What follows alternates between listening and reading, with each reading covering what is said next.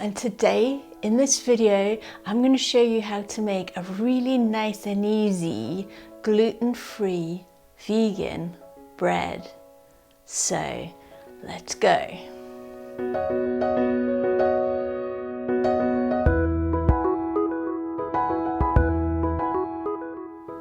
Okay, the thing about this is it's easy. You do need several different kinds of gluten-free flour. You can get them from any good health food store. Sometimes you can even get them from good supermarkets as well. But go check out your health food store. There's probably a plethora of things there that maybe you didn't even realize. So we're going to use rice flour, 75 grams of rice flour.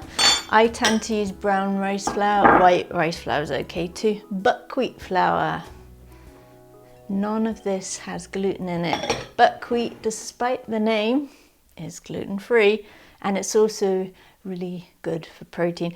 Then what we have in here is 35 grams of tapioca flour or tapioca starch, and 35 grams of either potato flour or potato starch.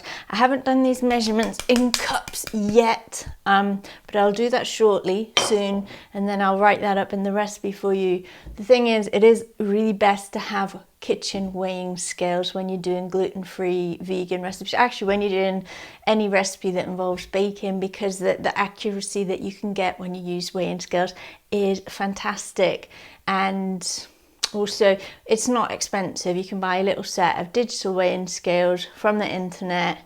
Really easy, and it opens up your possibilities of recipes too, because it means that if you're in the States and you're just used to using cups, it kind of opens you up to the rest of the world worth of possibilities. Okay, so what else we're going to do? I'm going to add half a teaspoon of sea salt.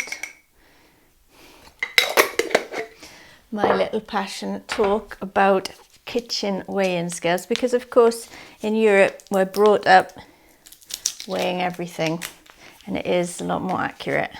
And I'm also going to use, this is one of the only times that I do actually use yeast, and I'm going to use dry activated yeast, quick yeast, and that's just going to help give it that bready sort of rise. So I'm going to use 1 teaspoon of dried activated yeast. Ding ding.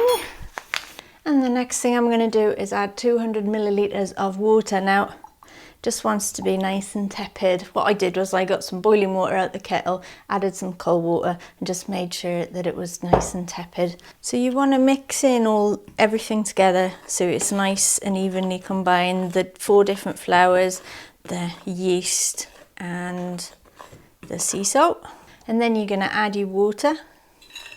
Mix it in nice and thoroughly till you get this kind of consistency. Now, because it's gluten-free flour and vegan, we're actually going to do it in a completely different way. So traditionally we'd make bread by kneading it and all that kind of stuff, but with gluten-free flour we need to treat it completely differently. So when I created this recipe, I just threw all ideas of how to create regular bread out of the window, and I just felt like sort of asked the ingredients, what wants to happen here? And this is what happened.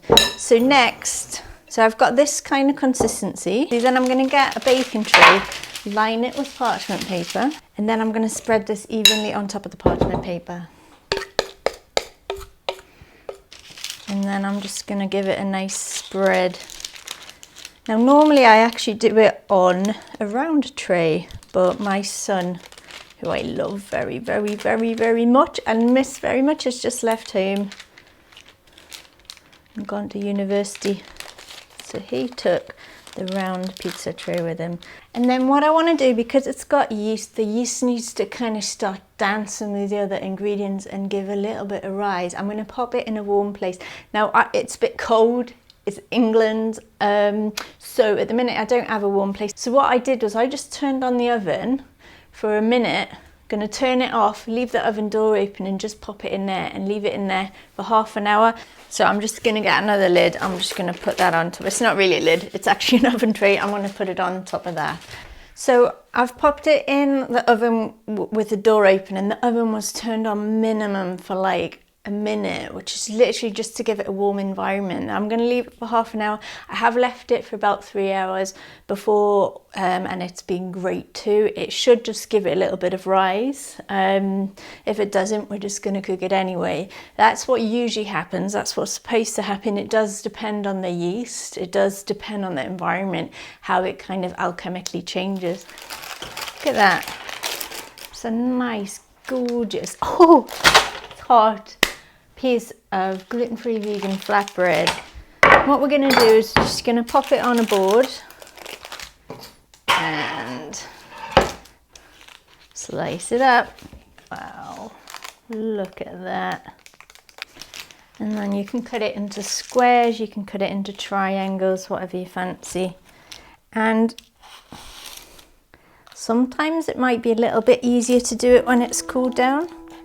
But I like to just dive in there and do it and serve it warm.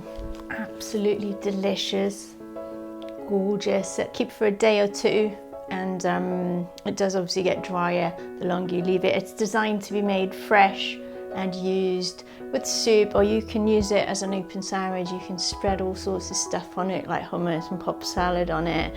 You can even use it as a make-do pizza base if you want to. I hope that you enjoy this as much as I do. Feel free to let me know how you get on. If you resonate, subscribe to my YouTube channel, and I look forward to seeing you soon. Bye for now.